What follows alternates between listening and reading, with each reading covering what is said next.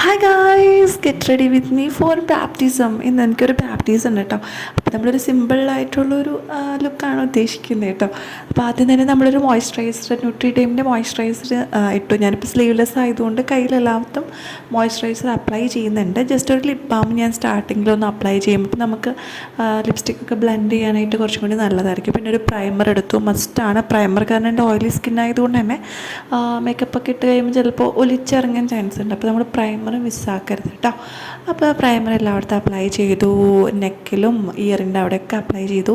ഇത് every day എന്ന് പറയുന്ന നൈക്കയുടെ ബ്രാൻഡിൻ്റെ ഒരു ഫൗണ്ടേഷനാണ് കേട്ടോ. നല്ല ഒരു ഫിനിഷിങ്ങും നല്ല ഒരു ഫൗണ്ടേഷനാണ്, നല്ല ഷെയ്ഡാണ് കേട്ടോ. വേണമെന്നുണ്ടെങ്കിൽ ജസ്റ്റ് കമൻറ്റ് ചെയ്താൽ മതി കേട്ടോ.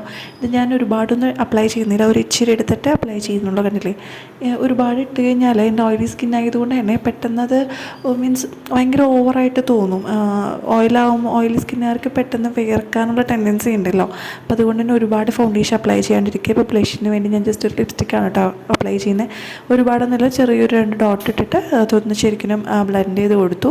ഇനി ഞാൻ ജസ്റ്റ് ഒരു എന്താ പറയുക, ഇത് സ്ട്രോപ്പ് ക്രീമാണ്, ചെറുതായിട്ടൊന്ന് എന്താ പറയുക ഹൈലൈറ്റ് ചെയ്യാൻ വേണ്ടിയിട്ട് ഈ 2 ചീക്സിൻ്റെ അവിടെയും പിന്നെ നോസിൻ്റെ അവിടെയൊക്കെ ഞാൻ ജസ്റ്റ് അപ്ലൈ ചെയ്തു. ചെറിയൊരു ഷൈനിങ് ഈ ഒരു സ്ട്രോപ്പ് ക്രീം വഴി കിട്ടും കേട്ടോ. നല്ല സ്ട്രോപ്പ് ക്രീമാണ്. ഐലൈനർ എഴുതി ഞാൻ ഇതിൽ നോക്കി എഴുതി കഴിഞ്ഞാൽ കൊള്ളാവും, അതുകൊണ്ട് ഞാൻ കണ്ണാടി നോക്കി ഐലൈനർ എഴുതി. അത് കഴിഞ്ഞതിന് ശേഷം നമ്മൾ മസ്റ്റായിട്ട് നമ്മുടെ കയ്യിൽ വേണ്ട ഒരു ഐറ്റമാണ് ഫിക്സ് ചെയ്യുന്ന സ്പ്രേ, അതായത് മേക്കപ്പ് ഫിക്സർ എന്ന് പറയുന്നത് ഫിറ്റ്മീയുടെ ആണ് കേട്ടോ. ഈ ഒരു മേക്കപ്പ് ഫിക്സർ നല്ലൊരു സ്പ്രേ ആണ് കേട്ടോ. നല്ലോണം അബ്സോർബ് ആയതിന് ശേഷം നമുക്ക് ഇനി അടുത്ത ലിപ്സ്റ്റിക്ക് അപ്ലൈ ചെയ്യാം. ഞാനിവിടെ എടുത്തിരിക്കുന്നത് കലൂസ് എന്ന് പറയുന്ന ഒരു കിട്ടിലൊരു ഷെയ്ഡാണ്. നമ്മളിപ്പോൾ മേക്കപ്പ് ചെയ്തില്ലെങ്കിൽ പോലും ഈ ഒരു ഷെയ്ഡ് ഇട്ട് കഴിഞ്ഞാൽ നല്ലൊരു ബ്രൈറ്റ്നെസ് നമ്മുടെ ഫേസിന് ഇത് കൊണ്ടുവരും. കണ്ടില്ല, ഇതാണ് ഓവറോൾ ഇപ്പോൾ നമ്മുടെ ഒരു മേക്കപ്പ് വരുന്നത് കേട്ടോ. ഇനി നമുക്ക് ലാസ്റ്റ് ഒരു എന്ന് പറയുന്ന പോലെ നമുക്ക് ഒരു ഫിറ്റിംഗ് പൗഡർ പോലെ ഒരു കോമ്പാക്ട് പൗഡറും കൂടി ഇട്ട് കഴിഞ്ഞാൽ സെറ്റാണ്. ഇപ്പം നമ്മൾ ഫിക്സിങ് സ്പ്രേ അടിച്ചതിന് ശേഷമാണ് ഞാൻ എല്ലായിടത്തൊന്നും അപ്ലൈ ചെയ്യുന്നില്ല. ഈ നമ്മുടെ കണ്ണിൻ്റെ അടിയിലൊക്കെയാണ് പെട്ടെന്ന് എനിക്ക് വിയർപ്പ് വരുന്നത്. കണ്ണിൻ്റെ അടിയിലും ഈ നെറ്റത്തും പിന്നെ ഈ ഒരു നോസിൻ്റെ അടിയിലൊക്കെയാണ്. അപ്പോൾ ജസ്റ്റ് ഒന്ന് ചെറുതായിട്ടൊന്ന് ഇട്ട് കൊടുത്തു. ലാസ്റ്റായിട്ട് നമ്മൾ ഇച്ചിരി കൂടി ഒരു ഫിക്സിങ് സ്പ്രേ അടിച്ചിട്ട് അതൊന്ന് സെറ്റാക്കി.